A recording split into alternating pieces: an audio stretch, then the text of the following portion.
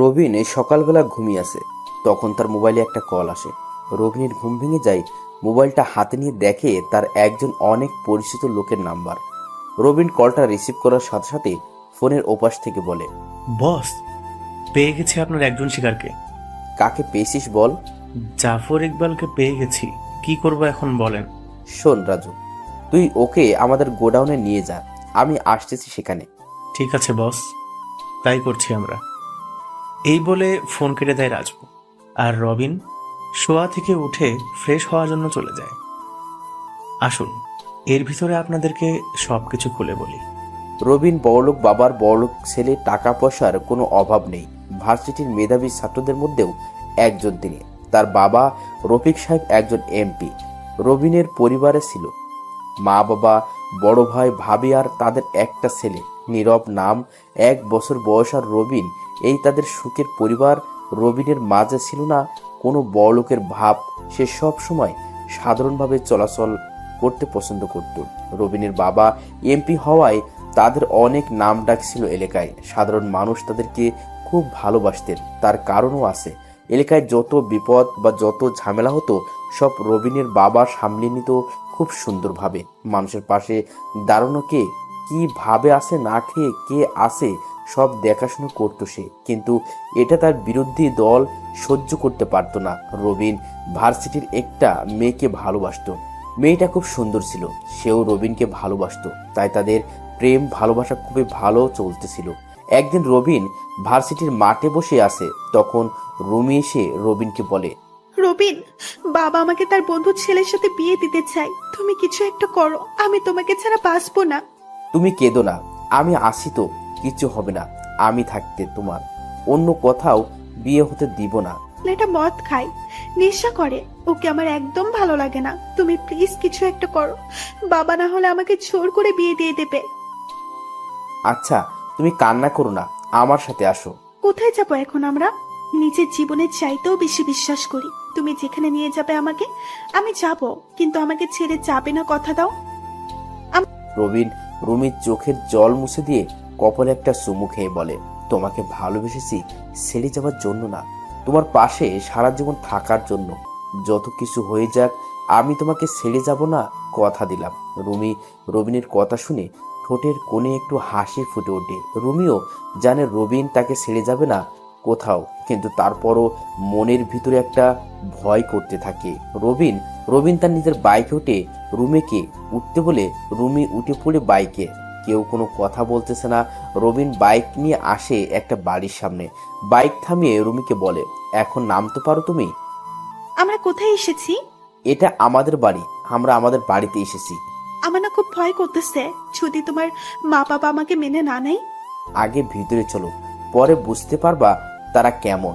এই বলে রবিন সামনে এগিয়ে যায়, আর রুমি ভয়ে ভয়ে রুবিনের পিছনে যায়। রবিন কলিং বেল দেওয়ার পর কাজের লোক এসে দরজা খুলে দেয়। রবিন রুমিকে নিয়ে বাড়িতে ঢুকে পড়ে। বাড়িতে রবিনের মা আর ভাবি বসে আছে, আর তার ভাই অফিসে গিয়েছে। তার বাবা তো রাজনৈতিক নেতা, তাই সবসময় কাজে বিজি থাকে।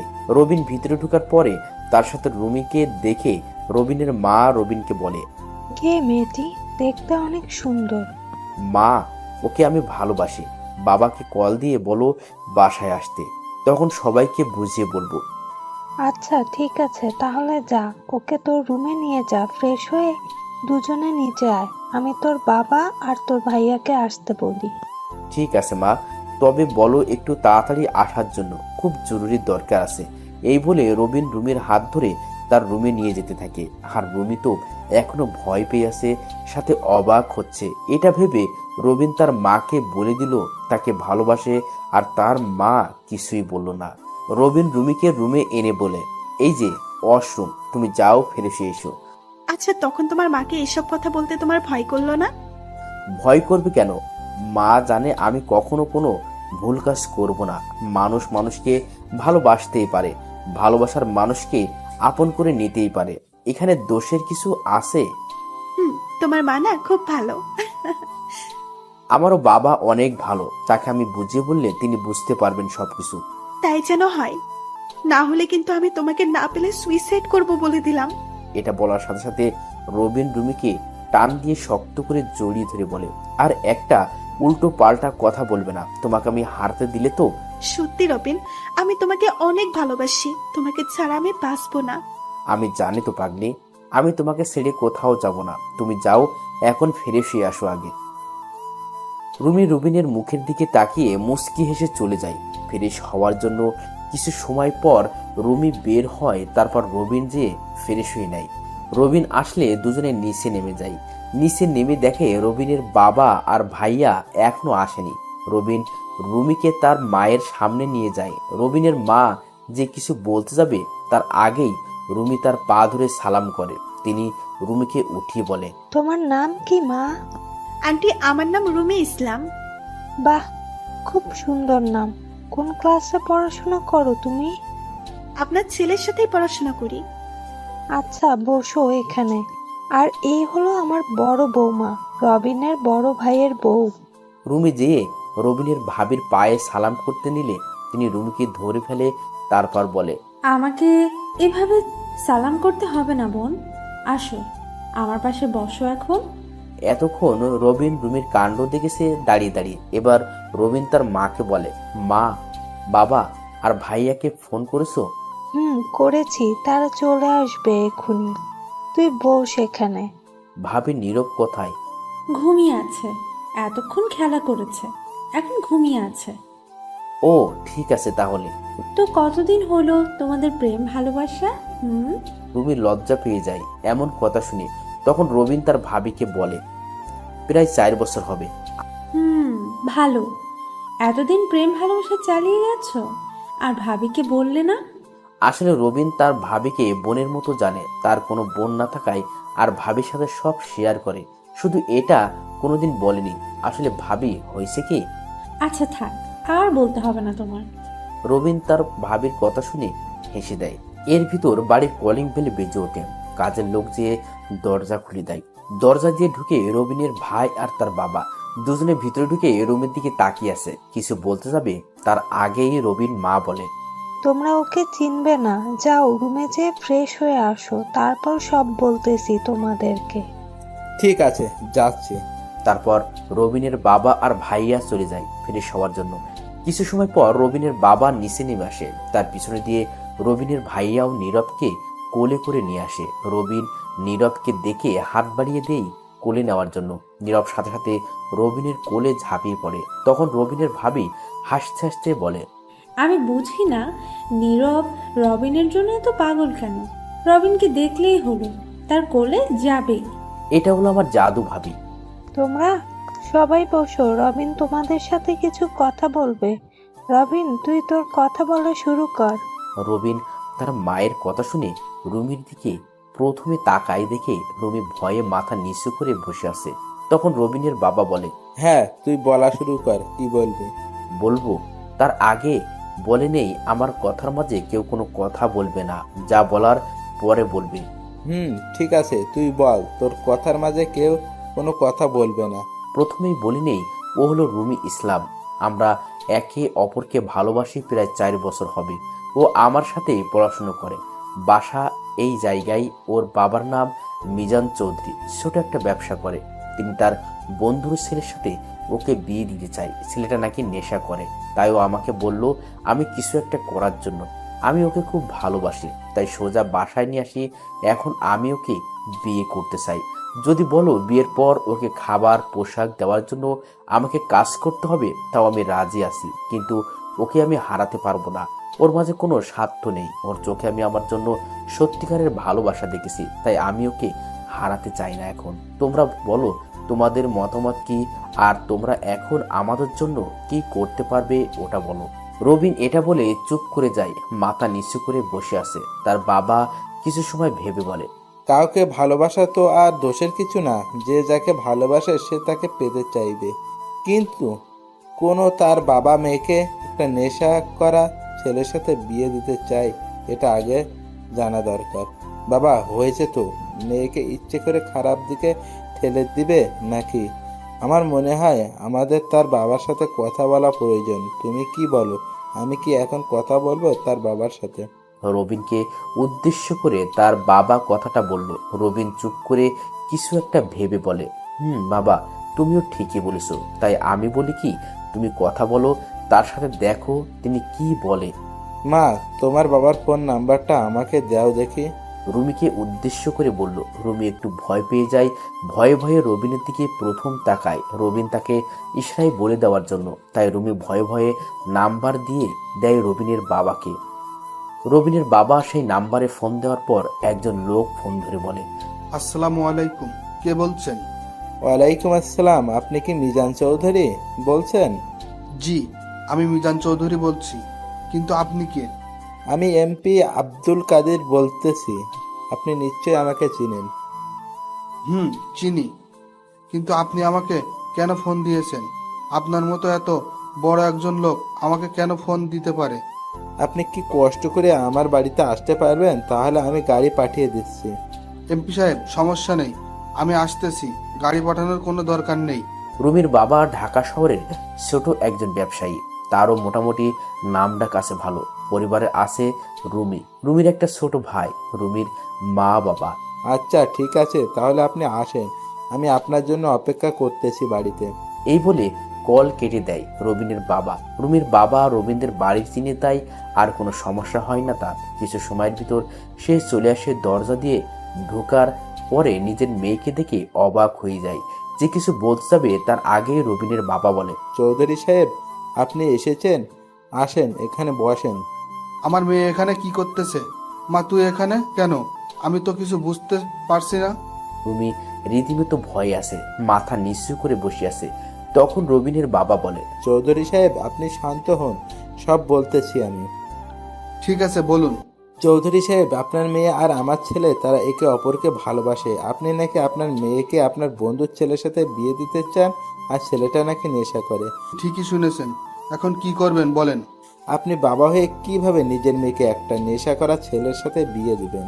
আপনার কি মেয়ের জন্য কোনো মায়া দয়া নেই? তাহলে কি করব আমি? ছোটবেলায় মা বাবাকে হারিয়েছি, একা একা বড় হয়েছি, অনেক কষ্ট করে ব্যবসা চালু করছি, তারপর সেখান থেকে বন্ধ হয়েছে, বিয়ে করছি, বিয়ের পরে ও হয়েছে, তখন আমি যা খুশি হয়েছি তা বলে বোঝাতে পারবো না। ওকে ছোটবেলা থেকেই যা চেয়েছে তা এনে দেওয়ার চেষ্টা করছি। তারপর একটা ছেলে, এই নিয়ে আমাদের সংসার খুব ভালোই চলতেছিল। কিন্তু 2 বছর আগে আমি ব্যবসায় অনেক বড় একটা ধাক্কা খাই, যার কারণে আমার অনেক টাকা লস হয়ে যায়। তখন পাশে এসে দাঁড়ায় আমার সেই বন্ধু। সে আমাকে টাকা দিয়ে নতুন করে ব্যবসা চালু করার কথা হয়েছে, তার সব টাকা 5 বছর পরে দিব। এখন সে বলতেছে তার নেশা করা ছেলের সাথে আমার মেয়ের বিয়ে না দিলে সব টাকা দেওয়া লাগবে 1 মাসের ভিতর। টাকা আমি জোগাড় করতে পারতেছি না, তাই বাধ্য হয়ে আমি নিজের হাতে মেয়েকে শেষ করে দিতেছি। এই কথা কেউ জানতো না, শুধু আমি আর আমার সেই বিশ্বাসঘাতক বন্ধু ছাড়া। আমি কখনো ভাবিনি সে আমার সাথে এমন করবে, না হলে আমি টাকা নিতাম না তখন তার কাছ থেকে। মিজান চৌধুরী এসব বলতে বলতে কেঁদে ফেলে। রুমিও তার বাবার কথা শুনে কেঁদে দেয়। রুমি ভাবে তার বাবা তাদের জন্য এত কষ্ট করতেছে। তাহলে রবিনের বাবা সব শুনে অবাক হয়ে গেল। কত টাকা নিয়েছেন তার কাছ থেকে আপনি? 12 লাখ টাকা নিছি। এখন তার টাকা দিতে হলে আমার ব্যবসা বিক্রি করে দিতে হবে, কিন্তু ব্যবসা বিক্রি করে দিলে আমি পরিবার নিয়ে কিভাবে চলবো বুঝতে পারতেছি না।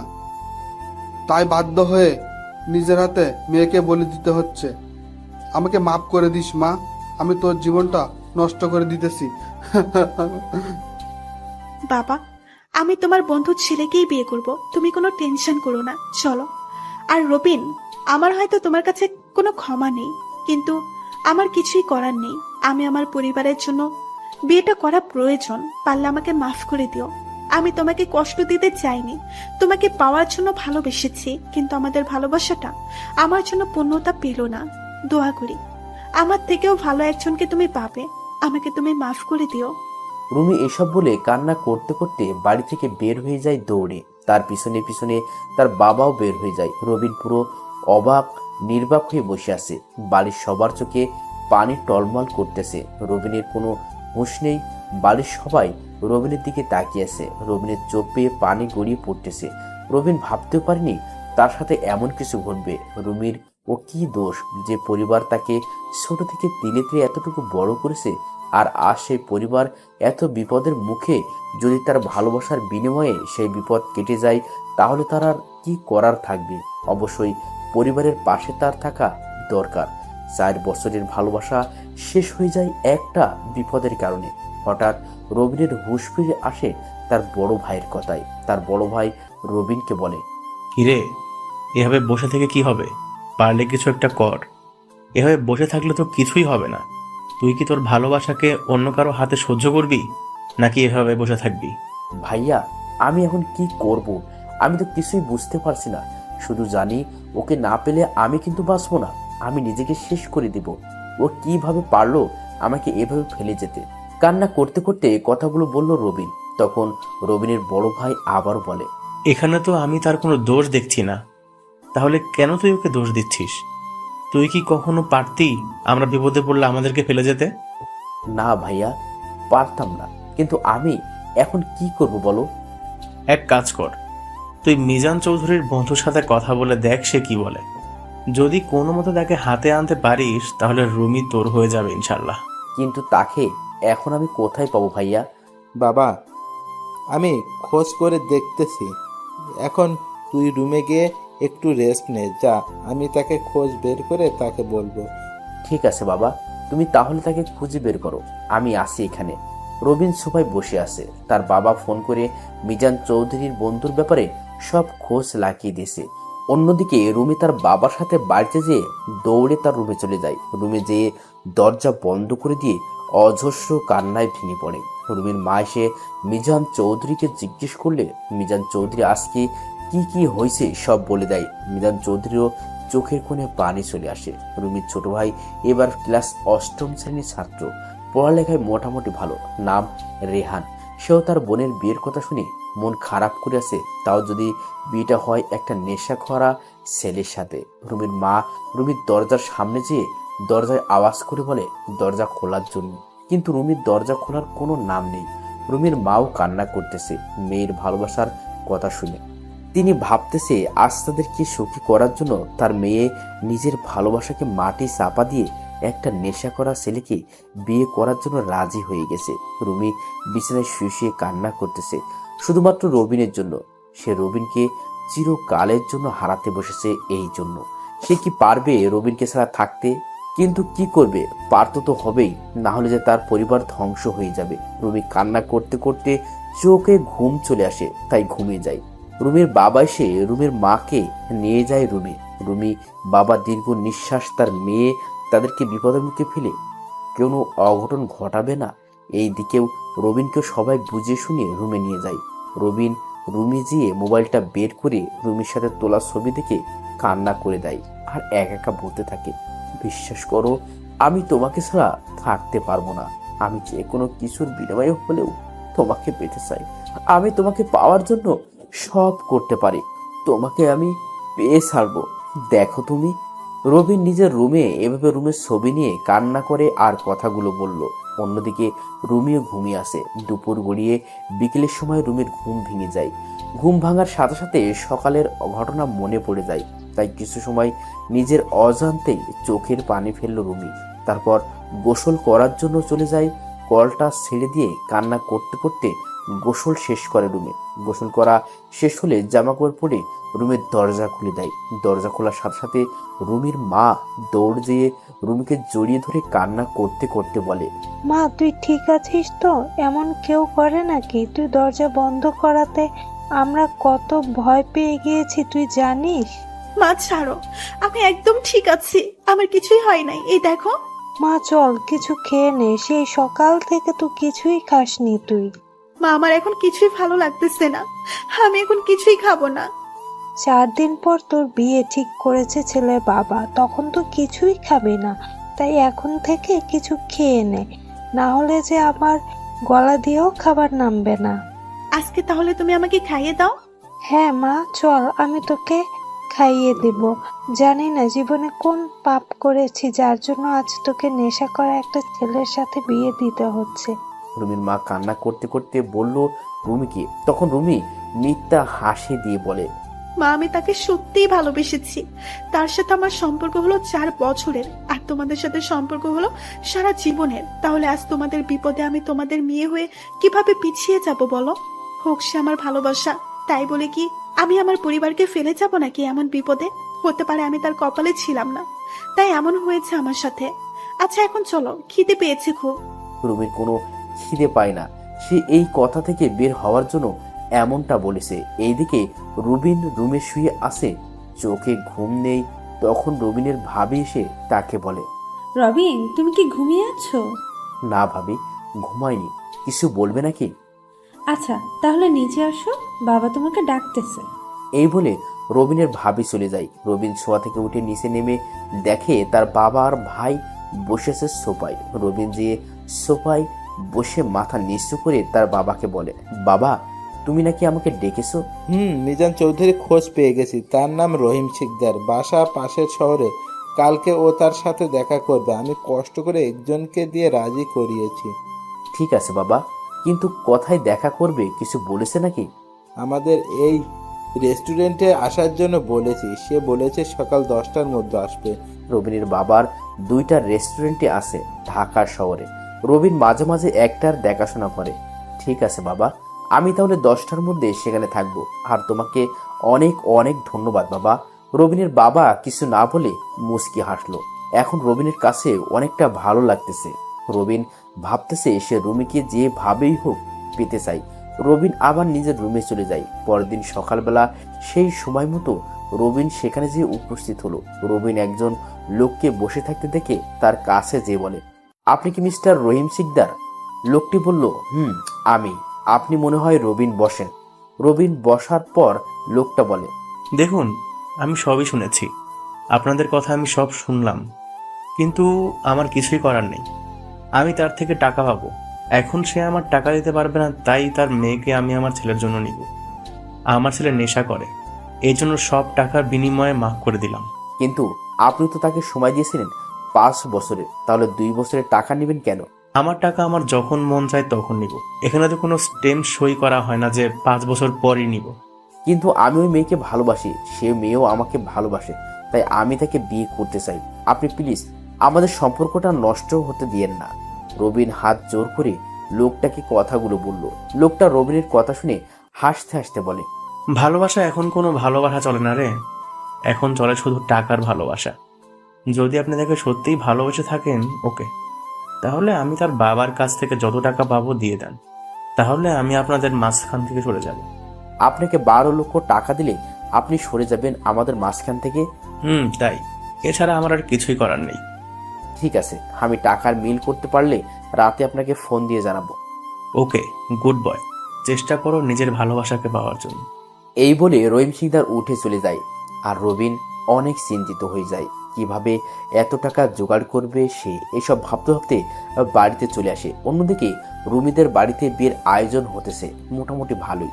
রুমির চোখে কোনো পানি নেই আজ, কারণ কান্না করতে করতে মনে হয় চোখের পানিও শুকিয়ে গেছে। তবে রুমি এখন বেঁচে থেকেও মরার মতো হয়ে আছে।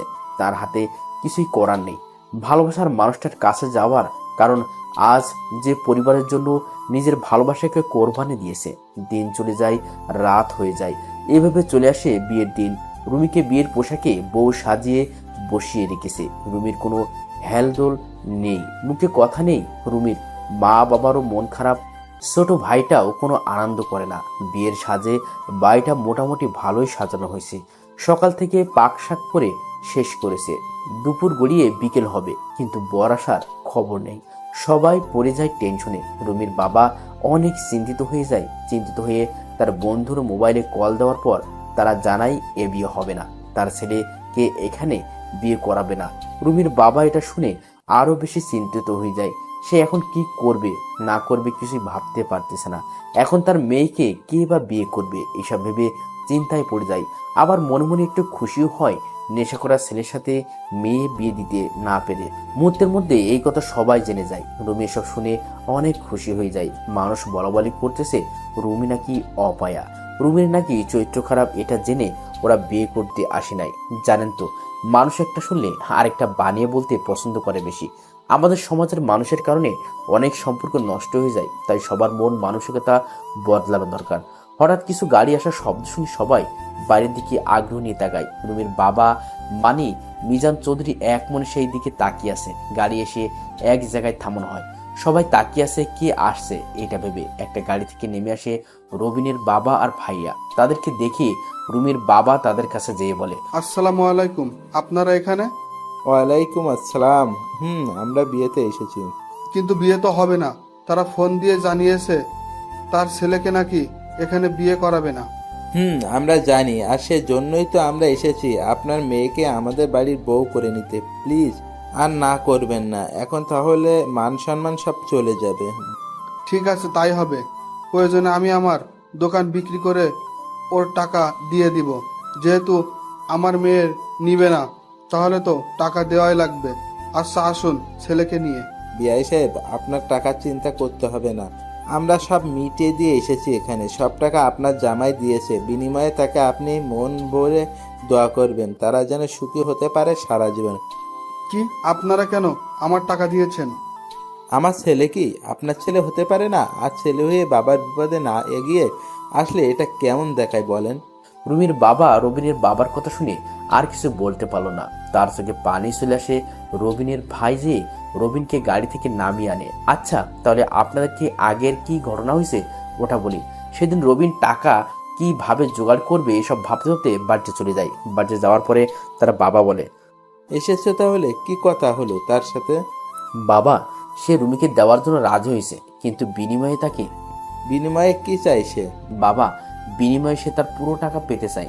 মানে আমি তাকে 12 লাখ টাকা দিতে পারলে রুমিকে আমার করে দিবে এটা বলেছে। কি বলিস? এখন এত টাকা কোথায় পাবো আমরা? বাবা আমি একটা কথা বলতাম, যদি তুমি মনোযোগ দিয়ে শুনতে। কি বলবি বল, আমাকে এত ভয় পেতে হবে না। মানে বাবা বলেছিলাম যে তুমি তো আমার জন্য ব্যাংকে 15 লাখ টাকা রেখেছো বাইরে পড়াশোনা করার বলে। সেখান থেকে যদি 12 লাখ টাকা দিতে তাহলে ভালো হতো। আমার বাইরে পড়াশোনা করার দরকার নেই, এখানে বাকি 2 বছর পড়বো, কিন্তু আমি রুমিকে চাই, না হলে আমি বাঁচবো না। ওকে আমি খুব ভালোবাসি বাবা। দেখ বাবা, তোমার জন্য রেখেছি তোমার পড়াশোনার জন্য।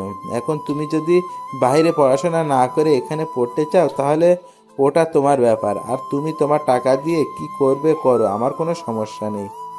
আমি জানি তুমি খারাপ পথে টাকা নষ্ট করবে না। মেয়েটাকে আমাদেরও পছন্দ হয়েছে, খুব শান্তশিষ্ট একটা মেয়ে। আর তাছাড়াও এটা তোমার লাইফের বিষয়। আমি তোমার ভাইয়াকে ফোন করে বলতেছি টাকা নিয়ে আসতে। এই বলে রবিনের বাবা রবিনের ভাইকে ফোন করে বলল টাকা নিয়ে আসতে। রবিনের ভাই অফিস থেকে আসার সময় টাকা নিয়ে এসেছে। রাতে রবিন রহিম সিকদারকে ফোন করে বলল দেখা করার জন্য। রহিম সিকদারও দেখা করলো সেই আগের জায়গায়। রবিন টাকা নিয়ে সেখানে যেয়ে তাকে বলে, এই নেন আপনার টাকা। আরেকটা কথা, আপনি ওদেরকে বলবেন না যে বিয়ে হবে না আপনার ছেলের সাথে। বিয়ের দিন দুপুরে ফোন করে বলবেন যে আপনি আপনার ছেলেকে এখানে বিয়ে করাবেন না। কিন্তু কেন আর আপনি করবেন না তাকে বিয়ে? বিয়ে আমি করব, শুধু প্রথম একটু ওদের ভয় দেখাবে। বিয়ের দিন দুপুরে ওরা আপনার সাথে কথা বলার পর সবাই হতাশ হয়ে যাবে, তখন আমরা সেখানে যাব আর বিয়ে করে নেব। শুধু আপনি কষ্ট করে এই কাজটা করে দেবেন প্লিজ। রবিনের কথায় লোকটা রাজি হয়ে যায়, আর তারপর থেকে এভাবে নাটক করে এসেছে। এখন কি হলো তা তো আপনারাই জানেন। ওই মুহূর্তের মধ্যে সবাই হতাশ থেকে বের হয়ে আসে। রুমির কানে এই কথা যাওয়ার পরে সে খুশিতে কান্না করে দেয়। অবশেষে রবিন আর রুমির বিয়ে হয়ে যায় সব নিয়ম কানুন মেনেই। এখন রবিন দাঁড়িয়ে আছে বাসর ঘরের সামনে। তার ভিতরে যেতে বুক কাঁপতেছে। অনেকটা সাহস নিয়ে ভিতরে ঢুকলো রবিন। ভিতরে ঢুকে দেখে রুমি মাথায় ঘোমটা দিয়ে বসে আছে। রবিন মুচকি হেসে একটু কাশি দিল। রুমি শুনে একটু নড়ে চড়ে বসে। তারপর রবিন সামনের দিকে এগিয়ে যায়। খাটের কাছে যাওয়ার পরে রুমি নেমে আসে রবিনের পায়ে হাত দিয়ে সালাম করে। রবিন রুমিকে তুলে বলে, তোমার অজু আছে নামাজ পড়ার জন্য? আছে, তোমার আছে নি? আমারও আছে, চলো তাহলে নামাজ পড়ে নেই এখন। তারপর তারা দুজন তাদের বিবাহ জীবনের জন্য 2 রাকাত নফল নামাজ পড়ে নিল। নামাজ পড়া শেষে দুজনে খাটে চলে যায়। খাটে যেয়ে কি করে না করে এটা সবাই বুঝে এবং জানে, তাই এখানে আমি সময় নষ্ট করতে চাই না, তাহলে গল্পের মজা যাবে গিয়ে। আমি তার ভয়ঙ্কর অতীত নিয়ে কথা বলবো এখন, মানে আসল ঘটনা। বিয়ে 3 মাস চলে যায়। সবাই হাসি খুশি, দুই পরিবার অনেকে আনন্দ আছে, সবার আনন্দ যেন শেষ নেই। রবিন আর রুমি পড়াশোনা চালিয়ে যেতেছে, দেশে পড়াশোনা করে। এর ভিতর তারা দুজন দুজনকে আরো বেশি ভালোবাসতে শুরু করেছে। একদিন বিকেলবেলা রবিন রুমিকে বলল, আজকে একটু তোমাকে নিয়ে বের হব, চলো রেডি হয়ে নাও। ঠিক আছে, আমি রেডি হচ্ছি।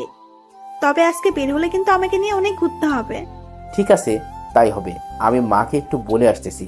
এই বলে রবিন নিচে চলে আসে। এসে দেখে তার মা বাবা আর ভাবি নীরবকে নিয়ে বসে আছে। রবিন যাওয়ার সাথে সাথে নীরব রবিনের কোলে চলে আসে।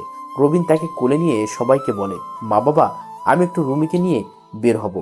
ঠিক আছে, যাস, সমস্যা নেই, তবে সাবধানে থাকবি। ওকে, ঠিক আছে, তাহলে আমি আসতেছি। ভাবি, নীরবকে রাখো। রবিন নীরবকে তার ভাবির কোলে দেওয়ার সময় কান্না করে দেয় নীরব, আর রবিনকে ঝাপটিয়ে জড়ি ধরে আসে। এটা দেখে বাড়ির সবাই হেসে দেয়। রবিনের ভাবি রবিনকে বলে, বুঝতে পারছি, আজকেও ও তোমাকে ছাড়বে না। কি করার, তুমি ওকে সাথে করে নিয়ে যাও। দেখো না, কান্না করতেছে। কিন্তু ভাবি, যদি পরে কান্না করে আর আমাদের যদি আসতে লেট হয়ে যায়? আরে কান্না করবে না, তুমি তো ওকে আরো নিয়েছো অনেক জায়গায়, আর ও তোমার কাছে থাকলে কোনো কান্না করবে না, আমি জানি। তবে একটু চেষ্টা করো যেন তাড়াতাড়ি বাড়িতে আসতে পারো। রবি নীরবকে আরো ছোট থেকেই জায়গায় জায়গায় নিয়ে যেত, এমনকি ভার্সিটিতেও নিয়ে গেছে কয়েকবার। রবিনের ভাবির কথা শুনে রবিনের বাবা বলে, তুমি ওকে নিয়ে যাও, ও একটু তোমাকে বেশি ভালোবাসে মনে হয়। তোমাকে দেখলে তো কারো কাছে থাকেই না, তোমার কাছে চলে যায়। আচ্ছা, তাহলে তোমরা রেডি হও, আমরা নীরবকে তোমার রুমে নিয়ে রেডি করিয়ে বের হয়ে পড়ো। রবিন তার বাবার কথা শুনে তার ভাবিকে বলে, ভাবি, তুমি নীরবের জামা কাপড় নিয়ে আসো, আমি ওকে রুমে নিয়ে যেতেছি তাহলে। এই বলে রবিন নীরবকে তার রুমে নিয়ে যায়। রুমে যে দেখে রুমের রেডি হওয়া প্রায় শেষ। রবিন তখন রুমিকে বলে, এই দেখো কাকে নিয়ে এসেছি, আজকে ওকে নিয়ে যাব আমাদের সাথে করে। নীরব যে ও আমাদের সাথে যাবে সত্যি? সত্যি, ওকে আমাদের সাথে করে নিয়ে যাব আজকে। তাহলে তো ওকে রেডি করাতে হবে, আর সবাইকে বলবো এটা আমার ছেলে, আমার বাবাটা। নীরবকে সুমুখে হাসি মুখে বলল রুমি। রবিন তার কথায় হেসে দেয়। তখন রবিনের ভাবি এসে বলে, ছেলে আমার, আর তুমি বলো তোমার। ছেলেটাও রবিনের পাগল, কেউ বলবেই না যে এটা আমার সন্তান। রবিনের ভাবির কথায় রবিন মুচকি হাসে, আর রুমি একটু ভয় পেয়ে যায়। সে ভাবছে রবিনের ভাবি রাগ করে কথাটা বলেছে, তাই সে বলে, ভাবি, তুমি রাগ করো না, আমি মজা করে বলেছি। বোন, তুমি ভয় পেও না, আমিও মজা করছি। আর আমার ছেলে মানে তোমারও ছেলে, কোনো সমস্যা নেই। আসলে নীরব রবিনকে ছাড়া কিচ্ছু বোঝে না, তাই বলছি। আর তুমি সবাইকে বলো ও তোমার ছেলে, কোনো সমস্যা নেই। রবিনের ভাবি হাসতে হাসতে কথাগুলো বলল। রুমিও তার কথায় খুশি হয়ে যায়। তারপর নীরবকে রেডি করিয়ে রবিন রেডি হয়ে নেয়। বের হয়ে যায় তাদের একটা গাড়ি নিয়ে। রবিন গাড়ি চালাইতেছে আর রুমি তার পাশে বসে আছে। নীরব রুমির কোলে বসে আছে। তবে প্রথমে রুমির কোলে যেতে চাই না, অনেক কষ্ট করে দিয়েছে তার কোলে। অনেকক্ষণ পরে রবিন একটা পার্কের সামনে গাড়ি থামায়। সেখানে নেমে রবিন নীরবকে কোলে নেয়। তারপর তারা পার্কের ভিতরে একটা সুন্দর জায়গায় যেয়ে বসে। নীরবকে চকলেট কিনে দিয়ে রুমি আর রবিন কথা বলতেছে বসে বসে, আর নীরব রবিনের কোলেই। অনেকক্ষণ সেখানে থাকার পরে রবিন রুমিকে বলে, অনেক তো বসেছিলাম, চলো ফুচকা খেয়ে এসে এখন। এটা তো আমার প্রিয় খাবার, তুমি না বললেও আমি তোমাকে জোর করে নিয়ে যাব। আচ্ছা চলো তাহলে। আমি জানি তো এটা তোমার প্রিয়, তাই তো বললাম। রুমি রবিনের কথা শুনে মুচকি হাসলো। তারপর তারা চলে যায় একটা ফুচকার দোকানে। সেখানে যেয়ে রবিন 2 প্লেট ফুচকা অর্ডার করে। কিছু সময়ের মধ্যে চলে আসে। রবিন আর রুমি ফুচকা খেতেছে। নীরব রবিনের পাশে বসে আছে। সে চকলেট খেতেছে আর রবিনের মুখের দিকে তাকিয়ে আছে। রবিনের 1 প্লেটের সাথে রুমি 3 প্লেট খেয়ে ফেলছে। অবশেষে রবিন সব বিল মিটিয়ে রুমিকে বলে, একটু পরে সন্ধ্যা হয়ে যাবে, তো তাই চলো এখন একটু তোমাদের বাড়ি থেকে ঘুরে আসি, তারপর বাড়িতে চলে যাব, কি বলো? এই বলে তারা গাড়িতে যেয়ে বসে। সেই আগের মতো করে গাড়ি চলতেছে। গাড়ি চলতে চলতে রুমিদের বাড়ির সামনে চলে আসে তারা। তারপর গাড়ি থেকে নেমে দরজার সামনে যেয়ে কলিং বেল চাপ দেয় রুমি। কলিং বেল দেওয়ার কিছু সময় পর দরজা খুলে দেয় রুমির ভাই। রুমির ভাই রুমিকে দেখে অবাক হয়ে বলে, আপু, তুমি এই সময়? তাও আবার না বলে চলে এসেছো। কেমন আছো তোমরা? ভালো আছি, তুই কেমন আছোস? আমিও ভালো আছি ভাইয়া। আসেন, ভিতর আসেন আপনারা। তারপর রবিন আর রুমির ভিতরে ঢোকার পরে রুমির ভাই যেয়ে তার মা বাবাকে ডেকে নিয়ে আসে রুম থেকে। তারা নিচে নামার পরে রুমি ও রবিন তাদেরকে সালাম করে। তারা সালাম নিয়ে অবাক হয়ে বলে, রে মা, তোরা এসেছিস এই সময়? কোনো সমস্যা নাকি? না বাবা, কোনো সমস্যা না। আসলে একটু ঘুরতে বের হয়েছিলাম, তাই একটু তোমাদের সাথে দেখা করে যাব ভাবছি, এই জন্যই চলে আসলাম। ভালো করছিস মা। তা ওকে সাথে করে নিয়ে এসেছো? ও কান্না করবে না মাকে না ফেলে?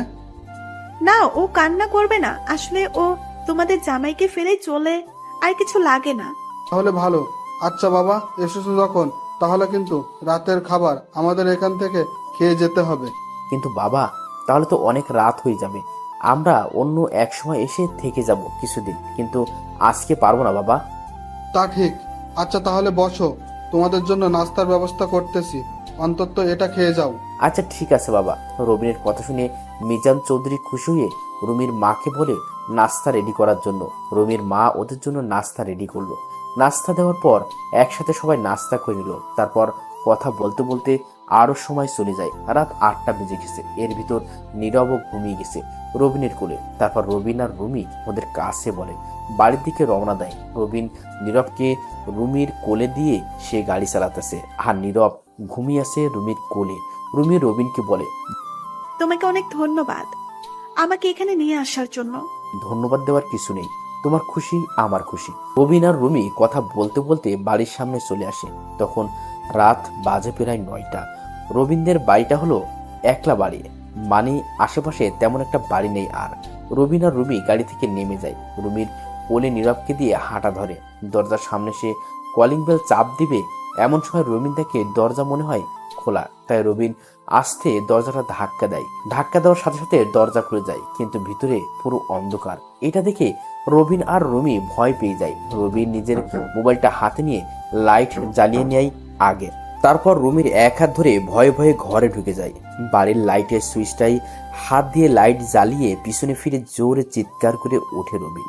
রবিনের চিৎকার শুনে রুমি পিছনে ফিরে, আর সাথে সাথে রুমিও চিৎকার করে ওঠে, কারণ বাড়ির পাখার সাথে 2টা লাশ ঝুলতেছে। আর 2টা লাশ বাড়ির ফ্লোরে পড়ে আছে। বাড়ির সব কিছু ভাঙচুর করা। রবিন আর রুমি চিৎকারে নীরব জেগে যায়। নীরব জেগে কান্না করতে থাকে, আর রুমিও ফ্লোরে ধাপ করে বসে পড়ে। রবিন একই জায়গায় দাঁড়িয়ে তার মা বাবার লাশের দিকে তাকিয়ে আছে। তার মা বাবার লাশ পাখায় ঝুলতেছে, আর তার ভাই ভাবির লাশ ফ্লোরে পড়ে আছে। তার বাবা মায়ের যে মারা গেছে এটা পুরো বুঝে যেতেছে, কারণ দুজনের নিথর দেহ ঝুলতেছে, কোনো নড়চড় নেই। রবিন ঠাই একইভাবে তার মা বাবার দিকে তাকিয়ে আছে, আর চোখ থেকে টপ টপ করে পানি পড়তেছে। নিচে হঠাৎ একটা চাপা আওয়াজ পেয়ে রবিন আর রুমি ভয় পেয়ে যায়। ভালোভাবে তাকিয়ে বুঝতে পারে রবিনের ভাইয়ের কাছ থেকে আওয়াজটা আসতেছে। রবিন সাথে সাথে তার ভাইয়ের কাছে যায়, আর রুমিও নীরবকে নিয়ে যায়। সেখানে যায় রবিন যে বলে, ভাইয়া তুমি বেঁচে আছো, কিচ্ছু হবে না তোমাদের, আমি এসে গেছি, তোমাকে এখন হসপিটাল নিয়ে যাব আমি। আমাকে কোথাও নিতে হবে না, আমি বাঁচবো না। তুই আমার একটা শেষ ইচ্ছে রাখবি? বল, কথা দে আমায়। কি কথা ভাইয়া, বলো, আমি রাখবো। তুই নীরবকে নিজের ছেলে হিসেবে দেখবি আজ থেকে। কখনো ওকে বুঝতে দিবি না যে ওর মা বাবা মারা গেছে, সে এতিম। সে যেন সারা জীবন জেনে যায় তোরা দুজনের বাবা মা। আর আমাকে পারলে মাফ করে দিস। আমি মা বাবাকে বাঁচাতে পারলাম না, ওরা আমাদেরকে বাঁচতে দিল না। তোর কাছে একটা ছোট্ট অনুরোধ, তুই নীরবকে নিয়ে এই দেশ ছেড়ে চলে যা, না হলে ওরা তোদেরকেও মেরে ফেলবে। ওরা আমার সামনে আমার মা বাবাকে মেরে ফেললো, আর আমি কিছু করতে পারলাম না। ওই জাফর ইকবালরা আমাদেরকে বাঁচাতো। রবিনের ভাই আর কিছু বলতে পারল না, তার দেহ থেকে প্রাণটা বের হয়ে যায়। এর আগেই এখন রবিনের ভাইয়ার ও নিথর দেহ পড়ে আছে, আর রবিন হাউমাউ করে কান্না শুরু করে দেয়। রবিন ফোন করে থানায় ফোন করে সব জানানোর পরে পুলিশ চলে আসে 2 গাড়ি। এর মধ্যে এলাকায় জানাজানি হয়ে যায় এই খবর। দলে দলে মানুষ আসা শুরু করে দিয়েছে। একে তো খুন করা হয়েছে 4 জনকে, তার উপর এমপি ও তার পরিবারকে। এমন কথা শুনলে তো মানুষ জানাজানি বেশি হবে। সাংবাদিক এসে গেছে অনেক, সব খবরের চ্যানেলে একই খবর দেখাইতেছে। পুলিশ এসে সব লাশ নিয়ে যায় থানায়। সাংবাদিকরা রবিনের সাথে কথা বলার অনেক চেষ্টা করে, কিন্তু পারে না। পুলিশ রবিনের সাথে কাউকে দেখা করতে দেয় না, কারণ রবিন এখন কান্না করতেছে, তার মন ভালো নেই। রুমি তার বাবার কাছে ফোন করে সবকিছু জানায়। তার বাবা এসব শুনে রুমির মা আর ভাইকে নিয়ে চলে আসে রাতেই। তারা এসেই রুমিকে বলে, কিরে মা, এসব কি করে হলো? শান্ত কি জানি বাবা, বলতে পারবো না। আমরা এসে দেখে এমন অবস্থা, কেন যে আজকে আমার বাসা থেকে বের হলাম। শান্ত হ মা, এখন কি আর হবে? যা হওয়ার তা তো হয়ে গেছে। একদিন কেটে যায় সবাই কান্নাকাটি করতে করতে। পরের দিন পুলিশ এসে রবিনকে জিজ্ঞেস করতে ঠিক কি হয়েছে। রবিন প্রথম থেকে শেষ পর্যন্ত সব বলে দিল পুলিশকে। তার ভাই যা যা বলেছে তাও বলে দিল পুলিশকে। পুলিশ এসব শুনে রবিনকে বলে, জাফর ইকবালের নাম বলেছে, কিন্তু তো একটা গোলমাল আছে। তবে এখন প্রমাণ ছাড়া কিছু করা যাবে না। আপনি টেনশন করবেন না, আমরা দেখতেছি কি করা যায়। সবাই জানে আমাদের এমপি সাহেব কত ভালো মানুষ ছিলেন। নিশ্চয়ই কেউ তার এই ভালো থাকা মেনে নিতে পারে নাই, তাই এমন কাজ করছে। উপর থেকে আমাদেরকে বলা হয়েছে ভালো করে খোঁজ নিতে। আমরা তাই করার চেষ্টা করব। আর যেহেতু আপনার ভাই আপনাকে বলেছে এই বাড়িতে থাকলে আপনার বিপদ হবে, তাহলে কিছু দিনের জন্য আপনারা এই বাড়ি থেকে চলে যান। রবিন পুলিশের কথা মতো তাই করলো। রবিন চাইছে তাদের অন্য জায়গায় আরেকটা বাড়ি আছে, ওখানে থাকবে। কিন্তু রুমির মা বাবার অনেক জোরাজুরিতে রুমিদের বাড়িতে চলে যায় 2 মাস, কিন্তু পুলিশ কিছুই করতে পারেনি। রবিনের পরিবারের খুনিকে তা এখন জানতে পারেনি পুলিশ। যারা খুন করেছে তাদেরকে বের করতে পারেনি পুলিশ।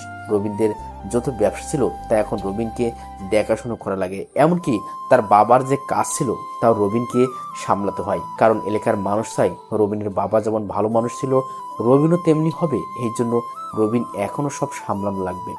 রবিন রাজি ছিল না প্রথম, সবার জোরজুরিতে এখন তার বাবার কথা ভেবে রাজি হয়ে যায়। এই 2 মাসে রবিন ও অনেক চেষ্টা করছে তার বাবার খুনিকে বের করার জন্য। 2 মাস পর একদিন পুলিশ রবিনকে ফোন করে জানায় থানায় দেখা করার জন্য। রবিনও তাই করে। পরের দিন সকালবেলা রবিন থানায় চলে যায়। পুলিশ অফিসারকে বলে, আমাকে কেন আসতে বললেন এখানে? দেখুন রবিন সাহেব, আমরা এই 2 মাসের অনেক চেষ্টা করছি এমপি সাহেবের খুনিকে বের করার জন্য, কিন্তু আমরা কোনো প্রমাণ জোগাড় করতে পারিনি। এখন আমরা কি করব বলেন? ওপর থেকে কি বলেছে এটা নিয়ে আপনাদেরকে? তারা তো বলছে আরো ভালো করে খোঁজ করার জন্য, কোনো কিছু সন্দেহ হলেই ওটাকে নিয়ে নিতে, কাউকে সন্দেহ হলে তাকে অ্যারেস্ট করতে, কিন্তু আমরা তেমন ধরনের কিছুই পাই নাই। ঠিক আছে, আপনারা আপনাদের কাজ চালিয়ে যান। কোনো সমস্যা হলে আমাকে বলবেন, আর কোনো হেল্প লাগলেও আমাকে বলবেন। ঠিক আছে, আমরা তাই করব। আপনি তাহলে এখন আসতে পারেন, কোনো সমস্যা নেই। আচ্ছা, উপর থেকে কিছু বলেছে কি যে বাবার এমপির দায়িত্ব আমি নিয়েছি? না, তা বলেনি। তবে সামনের বছর নাকি ইলেকশন হবে শুনলাম। আপনি যদি ইলেকশন দাঁড়াতে চান তাহলে আগের থেকে রেডি হয়ে থাকবেন। দেখি কি হয়, তবে আমার দাঁড়াতে ইচ্ছে করছে না, এইসব আমার ভালো লাগে না। এই বলে রবিন থানা থেকে বের হয়ে যায়। রবিন তার গাড়ি থেকে উঠবে, তখন দেখে জাফর ইকবাল থানায় ঢুকতেছে। এটা দেখে রবিন অবাক হয়ে যায়। তাই রবিন আবার থানার দিকে পা বাড়ায়। যখন রবিন দরজার সামনে যায় তখন শুনতে পায় ভিতর থেকে পুলিশ অফিসার হেসে সে জাফর ইকবালকে বলতেছে, এই মাত্র ওই এমপির ছেলে বের হয়ে গেল। তাকে 6-9 বলে বুঝিয়ে দিয়েছি আমরা যে এটার ভিতর জড়িত আছি, সে বুঝতে পারবে না। আপনি কোনো টেনশন করবেন না। যদি ওই এমপির ছেলে বেশি বাড়াবাড়ি করে তাহলে তাকেও দুনিয়া থেকে উপরে পাঠিয়ে দিব, কি বলেন? না, তা করা যাবে না, না হলে আমরা বিপদে পড়ে যাব। উপর থেকে এমনিতেই আমাদের অনেক চাপ দিতেছে। শুধুমাত্র আমাদের গোড়ার মানুষ আছে বলে কিছু হচ্ছে না, না আমাদের হলে অনেক সমস্যায় পড়ে যেতাম। ঠিক আছে, ওকে, এখন কিছু করবো না তাহলে। আর আপনি টেনশন করবেন না, উপর থেকে আমাদেরকে কিছুই করতে পারবে না।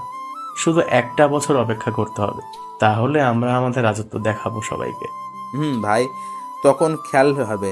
আর ওই এমপির ছেলে মনে হয় ইলেকশন দাঁড়াবে না, সে বলল। এমনভাবে তারা আরো কিছু সময় কথা বলে।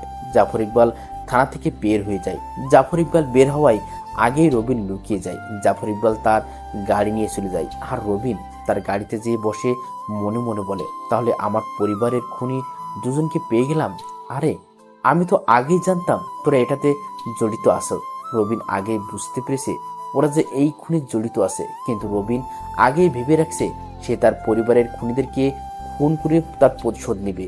1, ভয়ঙ্কর প্রতিশোধ নেবে রবিন।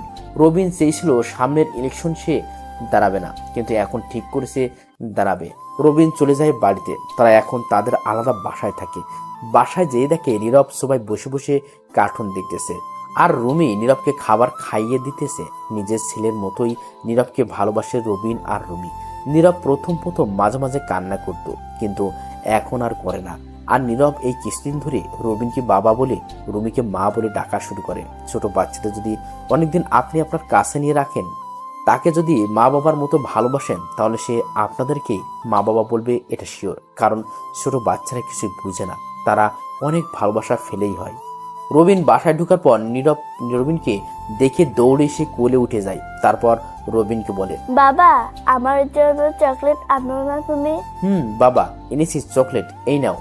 বাবা, আমি খাবার খেয়ে তোমার সাথে খেলা করব, তুমি কোথাও যাবে না। এই বলে নীরব চলে যায় খাবার খাওয়ার জন্য। আর রবিন রুমির সাথে একটু কথা বলে নিজের রুমে চলে যায়। সেখানে যে ফেরেসে বিছানায় শুয়ে ভাবে কি করা যায়, কিভাবে সব তথ্য বের করবে। সে অনেক ভেবে চিন্তা করে একটা বুদ্ধি বের করে, আর তা হলো সে একটা গ্যাং তৈরি করবে। আর সেই গ্যাংয়ের লিডার থাকবে রবিন। তাদের গ্যাংটা হবে মূলত দেশ থেকে মাস্তান, দেশকে যারা ভালোবাসে না, যারা টাকার কাছে বিক্রি হয়ে দেশের খারাপ চায়, তাদেরকে শিক্ষা দেওয়ার জন্য। এসব ভাবতেছে রবিন। তখন রুমি নীরবকে সাথে করে নিয়ে এসে রবিনকে বলে, সকালে তো কিছুই খেয়ে যাও না, চলো কিছু খাবে এখন। তুমি কি কিছু খেয়েছো এখনো? ঠিক আছে চলো তাহলে।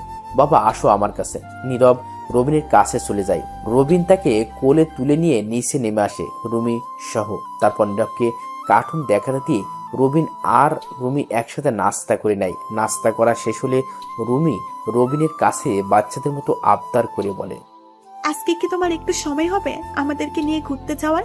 এভাবে বলতে হয় নাকি? তুমি বললে আমি আমার সব কাজ রেখে তোমাকে নিয়ে ঘুরতে পারবো, কোনো সমস্যা নেই। তুমি রেডি হয়ে নাও, আর নীরবকেও রেডি হয়ে নাও। তুমি অনেক ভালো। আচ্ছা আমি তাহলে রেডি হয়ে নিই, তুমিও রেডি হয়ে নাও। তারপর তারা রেডি হয়ে নেয় ঘুরতে বের হওয়ার জন্য। সারাদিন ঘোরাঘুরি করে রাতে রেস্টুরেন্টে থেকে খাওয়া দাওয়া করে বাড়িতে আসে। বাড়িতে এসে সেদিনের মতো শুয়ে পড়ে তারা। পরের দিন সকালবেলা রুমি রবিনকে ডাকা দেয় ঘুম থেকে ওঠার জন্য। তাই রবিন ঘুম থেকে উঠে ফিরে শুয়ে নাস্তা করে নীরবকে একটু আদর করে অফিসে চলে যায়। এভাবে চলে যায় আরো 6টা মাস। এর ভিতর রবিন হয়ে যায় খুব ভয়ঙ্কর একজন মানুষ। তার একটা টিম গঠন করে নিয়েছে এর ভিতর, আর সেই টিমের নাম দিয়েছে আর গ্রুপ। আর হলো তার নাম থেকে নেওয়া প্রথম অংশ। এই 6 মাসে রবিনের এই টিম নিয়ে সামাজিক যোগাযোগ মাধ্যমে অনেক তোলপাড় শুরু হয়ে যায়। তার কারণ হলো এই গ্রুপটা যেই কোনো নেশা করার জায়গা, বারে, তারপর যারা মানুষকে বিনা কারণে কষ্ট দেয় তাদেরকে হয়তো পৃথিবী থেকে সরিয়ে দেয়, আর না হলে তাদের অবস্থা পুরো খারাপ করে ফেলে। কিন্তু এই গ্রুপের কাউকে সাধারণ মানুষ চেনে না। অবশ্য মানুষ তাদেরকে চিনবেই কি করে? যেখানে পুলিশ তাদের কোনো হদিস পায় না, সেখানে সাধারণ মানুষ কিভাবে কি পাবে? ওই গ্রুপটা যে কোনো হামলা চালায় রাতের অন্ধকারে। এটা যে রবিনের গ্রুপ তা কেউ জানে না, রুমিও জানে না এটা। রবিন কখনো তাকে বলেনি। রবিন যে মাঝে মাঝে রাতে বাড়ি থেকে বের হয় এটা রুমি বুঝতে পারে, কিন্তু কখনো সে রবিনকে এটা নিয়ে কিছু বলে না। তার বিশ্বাস রবিন কোনো কাজের জন্য বের হয়, তাকে রবিন কখনো ঠকাবে না, এটা তার পুরো বিশ্বাস আছে। রবিন তাকে ঠকাবে না, সে তো তার প্রতিশোধ নিতে চায়। যে মা বাবা ছোট থেকে এত বড় করেছে, যে বড় ভাই তাকে এত ভালোবাসতো, যে ভাবি তাকে নিজের ভাইয়ের মতো করে ভালোবাসতো, তাদের খুনের প্রতিশোধ নিতে চায় এখন রবিন। এতদিন সেই এমনিতেই খারাপ কাজের প্রতিবাদ করেছে, এখন সে তার প্রতিশোধ নিতে চায়। আর সেই জন্য রবিন তার কাছের একজন লোক মানে রাজুকে বলল জাফর ইকবালকে ধরে আনতে। আর রাজুও তাই করলো, জাফর ইকবালকে ধরে নিয়ে আসছে তাদের আস্তানায়। আজকে রবিন খুব খুশি, তার কারণ আজকে তার প্রথম টার্গেট সফল হতে চলেছে। এতদিন তো রবিনের আগের জীবনে কি ঘটেছে তা বললাম, এখন তাহলে কি ঘটতে চলেছে তা বলি। রবিন ফিরে সে বের হয়ে রেডি হয়ে নেয় প্রথমে। তারপর নিচে নেমে দেখে রুমি নীরবকে খাবার খাইয়ে দিতেছে। রবিন যাওয়ার পরে রুমি তাকে বলে, কি ব্যাপার, আজকে মনে হয় একটু তাড়াতাড়ি ঘুম থেকে উঠলে? কোথাও যাবে নাকি? একটা কাজ আছে। আচ্ছা আমাকে নাস্তা দাও, এখন খিদে পেয়েছে আমার। দেখেছো তো ওকে খাবার খাওয়াচ্ছি, তাহলে আমাকে কেন বলতেছো তুমি? নাও, এখানে তো সবই রাখা আছে। ও ভুলে হয়ে গেছে বউ, তুমি ওকে খাওয়াও, আমি আমার খাবার নিয়ে নিতেছি। এটা আজকে না, রবিন প্রায় সময় নিজের খাবার নিজে নিয়ে খায়, আর এতে রবিনের কোনো আপত্তি নেই। আর তাছাড়া রবিন রুমির কাজেও সাহায্য করে মাঝে মধ্যে। রবিন এক প্লেটে অনেকগুলো খাবার নেয়, তারপর রুমির কাছে এসে বসে রুমিকে বলে, তুমি তাকে খাইয়ে দাও, আমি তোমাকে খাইয়ে দিচ্ছি, চুপ করে খাবে, কোনো কথা বলবে না কিন্তু। ওকে ঠিক আছে জনাব, তাই করুন। এখন ভালো মেয়ের মতো হা করো, আমি খাইয়ে দিতেছি তোমাকে। বউয়ের সাথে একসাথে খাবার খাওয়া, একই প্লেটে খাবার খাওয়া, এগুলো অনেক ভালো কাজ। এগুলো হলো মহব্বত। সবাই বউয়ের আবদার পূরণ করার চেষ্টা করুন, বউকে সময় দিন, এসব ইসলামের দৃষ্টিতে অনেক ভালো। রবিন রুমিকে আস্তে আস্তে খাইয়ে দিতেছে, সে নিজেও খেতেছে। তখন নীরব রবিনকে বলে ওঠে, বাবা, তুমি কি শুধু আম্মুকে খাওয়াইয়ে দিবে, আমাকে দিবে না খাওয়াইয়ে? দিব তো। আসো, বাবার কোলে আসো। তুমি বাবার হাতে খেতে চাও, এটা বললেই তো বাবা তোমাকে খাইয়ে দেবে। নীরবের এমন কথা শুনে রুমি হেসে দেয়। তারপর রবিন নীরবকেও খাবার খাইয়ে দেয়। সে বাড়ি থেকে বের হয়ে যায়, তার গাড়ি নিয়ে সোজা চলে যায় তার গোডাউনে। সে নিজেই গাড়ি চালিয়ে গেছে সেখানে। গোডাউনে যেয়ে দেখে তার লোকজন সবাই বসে আছে, তবে কাউকে দেখে বোঝা যাচ্ছে না এরা যে এত ভয়ঙ্কর। সবাই একদম সাধারণ মানুষের মতো চলাচল করে। রবিন গোডাউনে ঢোকার সাথে সাথে সবাই তাকে সালাম করে। রাজু এগিয়ে এসে রবিনকে বলে, বস, ওকে চেয়ারের সাথে বেঁধে রেখেছে, চলেন দেখবেন তাকে আপনি। দেখবো তো অবশ্যই। তার আগে সবাই নিজের মুখ ঢেকে নাও, কাউকে যেন সে চিনতে না পারে। বস, তাই হবে। আর আপনি আসার আগেও আমরা তার কাছে গিয়েছি মুখ ঢেকে। তারপর এক একে সবাই নিজে নিজের মুখ ঢেকে নেয়। তারপর একসাথে সবাই জাফর ইকবালের সামনে যেয়ে দাঁড়ায়। জাফর ইকবাল তো এভাবে সবাইকে দেখে ভয় প্যান্ট নষ্ট করার মতো হয়ে গেছে। সে যে কিছু বলবে তার উপায় নেই, কারণ তার মুখে কাপড় দিয়ে বেঁধে রেখেছে। রবিন জাফর ইকবালের সামনে একটা চেয়ারে নিয়ে বসে পড়ে। তারপর জাফর ইকবালের মুখ থেকে কাপড় সরানোর জন্য বলে। একজন যে কাপড় সরিয়ে দেয়। কাপড় সরানোর সাথে সাথে জাফর ইকবাল ভয়ে ভয়ে বলে, তোমরা কারা? কেন আমাকে ভাবে ধরে এনেছো? এখানে কি চাও তোমরা? আস্তে আস্তে তোর সব কথার উত্তর দিতেছি, শান্ত হ তুই। আমরা কারা জানতে চাস? তাহলে শোন, আমরা হলাম আর গুরু। তোদের মতো জানোয়ারদের প্রাণ নেওয়া আমাদের কাজ। কি কি বলছেন? আমি তো কিছু করিনি, প্লিজ আমাকে মাফ করে দিন, আমাকে ছেড়ে দিন। দরকার হলে আমার সব সম্পত্তি নিয়ে নিন আপনি, তারপর আমাকে কিছু করবেন না। চুপ কর জানোয়ার, তুই কি আমাকে লোভী ভাবতেছিস নাকি? আমার যা আছে তা নিয়েই আমি অনেক সুখী আছি। মাফ করবেন ভাই, আমি কি করেছি যার জন্য আমাকে এভাবে ধরে এনেছেন? আমি কি বড় কোনো ভুল করেছি নাকি ভাই? তা তো করছোস। এমপি আব্দুল কাদের সাহেবকে খুন করে এখন সাধু সাজার দরকার নেই তো। ভাই সেটা আমি করি না, প্লিজ বিশ্বাস করুন আমার কথা। রবিন জাফর ইকবালের কথাই হু হু করে হেসে ওঠে। তারপর জাফর ইকবালকে ঠাস করে একটা থাপ্পড় মেরে বলে, তুই করছিস না তাই না? তুই এটাতে জড়িত আসোস, পুলিশ অফিসার এটাতে জড়িত আছে, আর কে কাছে ওটা বল, নাহলে এখনই তোকে মেরে ফেলবো। বলছি ভাই, এটার মেইনকে তা আমি জানি না, তবে যদি এমপি আব্দুল কাদের সাহেবের বিরোধী দলের এমপি যে ধরিয়েছে তাকে ধরতে পারেন, তাহলে মনে হয় কিছু জানতে পারবেন। তুই শিওর তো তাকে ধরলে কিছু জানতে পারবো? আমি শিওর, কারণ আমি তারই একজন লোক। তাহলে তো পরের টার্গেট পেয়ে গেলাম। এখন তোর বেঁচে থাকার কোনো অধিকার নেই। ভাই আমাকে মারবেন না, আমি তো আপনাকে সব বলেই দিয়েছি। সব বলছিস ঠিক, কিন্তু তুই কি এখন আর আমার পরিবারকে ফিরিয়ে দিতে পারবি? না, পারবি না। তাহলে তোর বেঁচে থাকার কোনো মানে হয় না। আপনার পরিবার মানে আপনি কে ভাই? আমার পরিবার, আমি রবিন রাব্বি, এমপি আব্দুল কাদেরের ছেলে। তোরা আমার পরিবারকে বাঁচতে দিলে না।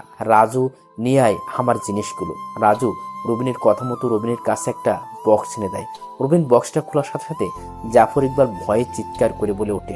জাফর ইকবাল ভয় পেয়ে এই কথা বলল, তার কারণ হলো রবিন যে বক্সটা খুলেছে ওই বক্সে ছিল ব্লেড আর মরিচের গুঁড়ো। জাফর ইকবাল ভালো করে বুঝতে পারছে তার জন্য এসব আনা হয়েছে। সে বুঝে গেছে তার আজকে মরতেই হবে, তাই সে এত কষ্ট পেতে চায় না। সে চায় মরলে এভাবেই মরে যেতে, এত কষ্ট পাওয়ার থেকে। কিন্তু রবিন তো আর তার কথা শুনবে না। তার কারণ রবিন এখন তার প্রতিশোধের নেশায় আছে। তার কাছে এখন এসব বলে কিছুই লাভ হবে না। রবিন জাফর ইকবালের কথায় কোনো কান না দিয়ে একটা ব্লেড হাতে নিয়ে নেয় প্রথমে, তারপর মরিচের গুঁড়াগুলো এক পাশে রাখে। জাফর ইকবালের শরীর থেকে সব কাপড় খুলে ফেলে শুধুমাত্র শার্ট প্যান্ট বাঁধে। তারপর রবিন এলোমেলোভাবে জাফর ইকবালের রানে পোস্ট দিতে থাকে। রবিনের যত লোক আছে তারা ভয় পেয়ে গেছে রবিনের এই রকম আচরণ দেখে। কেউ কিছু বলার সাহস পেতেছে না। জাফর ইকবাল ব্যথায় চিৎকার করতেছে বারবার, কিন্তু তার চিৎকার শোনার মতো লোক এখানে নেই। এখন রবিন রানে অনেকগুলো পোস্ট দিয়ে সেখানে মরিচের গুঁড়ো দিয়ে দেয়। জাফর ইকবাল তো গলা কাটা মুরগির মতো ছটফট করতেছে আর বলতেছে, ভাই আপনার দুটি পায়ে ধরি, আপনি আমাকে গুলি করে মেরে ফেলুন, তারপর আমাকে এভাবে কষ্ট দিয়েন না আর। কান্না করতে করতে কথাগুলো বলল জাফর ইকবাল।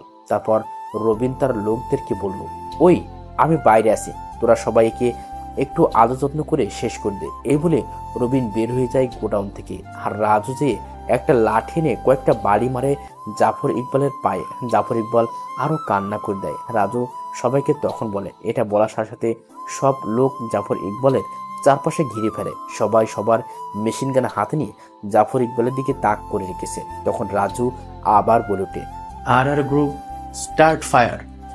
রাজুর কথা শুনে সবাই জাফর ইকবালকে কোনো কিছু বলতে না দিয়েই গুলি করতে থাকে জাফর ইকবালের উপর। সেখানে লোকজন ছিল 30 জন। সবাই একটা করে গুলি চালিয়েছে জাফর ইকবালের শরীরে। সবগুলো গুলি বুকে আর হাতে লেগেছে, মাথায় বা মুখে একটাও গুলি লাগে নাই। এখন জাফর ইকবালের মরাদেহ পড়ে আছে। গুলি করার কারণে সে চেয়ার নিয়ে মাটিতে পড়ে যায়। রাজু লোকজনকে বলে, ভাই বলছে এই লাশটা সুন্দর করে এক জায়গায় রেখে দেওয়ার জন্য, যেখানে মানুষের আসা যাওয়া বেশি হয়। রাজুর কথায় তার লোকজন মাথা নাড়িয়ে হ্যাঁ বলে। তারপর রাজু গোডাউন থেকে বের হয়ে রবিনকে বলে, ভাই কাজ হয়ে গেছে, আপনি এখন যেতে পারেন। আর কালকে নিউজ এটা দেখানো হবে, সেই ব্যবস্থা করছি। ঠিক আছে তাই কর, আমি তাহলে গেলাম। আর ওর লাশটা জায়গা মতো রাখা হলে কালকে পুলিশ অফিসারকে তুলে নিয়ে আসবি। তারপর সেই লোক যার এমপি হওয়ার শখ অনেক, তার ব্যবস্থা করব। ভাই শুনেছি সেই লোকেরও নাকি অনেক দাপট আছে এলাকায়, তবে এটাকে আমরা ভয় পাই না, আমাদের কাজ আমরা করবই। সে যতই শক্তিশালী হোক, ওকে তো আমরা চাই, সে যেভাবেই হোক। আর আমার দলও কিন্তু অনেক শক্তিশালী, এটাও সবাইকে মানতে হবে। এভাবে আরো কিছু সময় কথা বলে রবিন চলে আসে বাসায়। রবিনকে বাসায় এসে দেখে রুমি অবাক হয়ে বলে, কি ব্যাপার, তুমি এই সময় বাড়িতে? কখনো এই সময় বাড়িতে আসো না তো? শরীর খারাপ নাকি? না শরীর খারাপ না, এমনি চলে এসেছি। আমার বাপটা কোথায়? এতক্ষণ দুষ্টুমি করছে, এখন রুমে যেয়ে খেলা করতেছে। ও আচ্ছা, তাহলে এখন তুমি কি করো? কি আর করব, মহারাজের জন্য খাবার তৈরি করতেছিলাম। আচ্ছা, তোমার কি কষ্ট হয় না?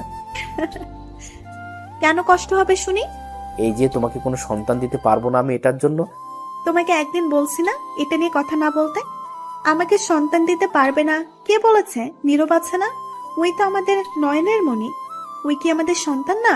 নীরবকে আমি সারা জীবনের জন্য নিজের সন্তান হিসেবে দেখে আসবো। আর এখানে তোমার দোষ কি বলো? তুমি তো অনেক চেষ্টা করেছো এটা নিয়ে। আর আমি তোমার থেকে যেই ভালোবাসা পেয়েছি এটাই অনেক। অন্য জায়গায় কখনো এমন ভালোবাসা পেতাম না হয়তো। রুমি কথা শুনে চোখের পানি ছেড়ে দেয়। রবিনের চোখের পানি মুছে দিয়ে বলে, কি শুরু করছো? মেয়েদের মতো এমন কান্না করতেছো কেন? আমি অনেক খুশি আছি তোমাকে নিয়ে। আমার কোনো সন্তান চাই না, শুধু তোমাকে আর নীরবকে নিয়ে সুখী থাকতে চাই সারা জীবন। সত্যি আমি খুব ভাগ্যবান, নাহলে তোমার মতো একজনকে জীবনে পেতাম না কখনোই। আমিও খুব খুশি তোমাকে আমার জীবনে পেয়ে। আচ্ছা তুমি থাকো, আমি নীরবকে নিয়ে আসতেছি নিচে। এই বলে রবিন চলে যায় নীরবকে আনতে। আর রুমি দাঁড়িয়ে দাঁড়িয়ে মুচকি হাসতে থাকে। রবিন আর রুমির বিয়ের এতদিন হলো, তারপরও তাদের কোনো সন্তান আসার আনাগোনা নেই। তার কারণ হলো রবিন কখনো বাবা হতে পারবে না, ডাক্তার বলেছে। তবে এটাতে রবিন কোনো কষ্ট নেই। তার কারণ হলো রবিন তাকে অনেক ভালোবাসে, সেও রবিনকে অনেক ভালোবাসে। আর নীরবকে তার ছেলে ভেবে থাকে রুমি। এই জন্য রুমি কিছুই বলে না।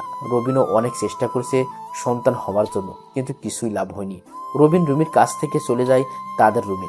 যে দেখে নীরব সব জামা কাপড় সরিয়ে ছিটিয়ে খেলা করতেছে, রুমের সব কিছু ফ্লোরে পড়ে আছে।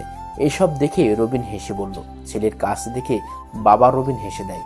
বাবার হাসির শব্দ শুনে নীরব পিছনে তাকায়। তাকিয়ে রবিনকে দেখে দৌড়ে এসে রবিনের কোলে উঠে যায়। তারপর ছোট ছোট উচ্চারণ করে বলে, বাবা তুমি কখন এসেছো বাড়িতে? আমাকে কেন ডাক দাও না? বাড়িতে এসে এখনই এসেছি বাবা। আর এই তো তোমার কাছে এসেছি তোমাকে নেওয়ার জন্য, কিন্তু তুমি পুরো ঘরে এরকম করে রেখেছো কেন? আমি তো খেলা করছিলাম শুধু বাবা। তাহলে কি আমি খেলা করব না আর? খেলা করো, কোনো সমস্যা নেই, কিন্তু ঘরে যে এরকম করে রেখেছো, আম্মু যদি এসে তোমাকে বকা দেয়। রবিন এটা বলার সাথে সাথে নীরব কান্না করে দেয়। তারপর রবিনকে বলে, আব্বু কি আমাকে সত্যি বকা দিবে বাবা? নীরবের কান্না করা দেখে রবিন অবাক হয়ে যায়। তখন রুমি পিছন থেকে বলে ওঠে, না বাবা, আম্মু বকা দিব না, তুমি যেভাবে মন চাই সেভাবে খেলা করো। রুমির কথায় রবিন আরো নীরব রুমির দিকে তাকায়। রবিন তাকে মুচকি দেয় আর নীরব বলে ওঠে, সত্যি আম্মু তুমি আমাকে বকবে না? আম্মু তাহলে আমি আর একটু খেলা করি এখন। না বাবা, এখন আর খেলা করতে হবে না, আবার পরে খেলা করবে। এখন চলো আমরা নিচে যেয়ে বসে গল্প করব সবাই। ঠিক আছে আম্মু, তুমি যা বলবে তাই করব। তারপর রবিন নীরবকে আর রুমিকে নিয়ে নিচে চলে আসে। সেখানে তারা অনেকক্ষণ সময় নিয়ে কথা বলল। নীরবকে নিয়ে তারা খেলা করলো। খেলা করতে করতে দুপুর হয়ে যায়, তাই সবাই গোসল করে নেয়।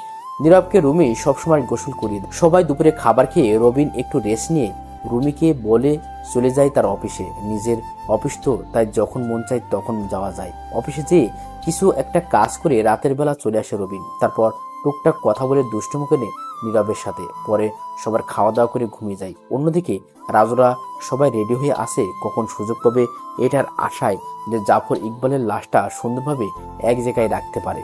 ঢাকা শহরের যেখানে বেশি মানুষের আনাগোনা সেখানে লাশটা রাখার কথা হয়েছে।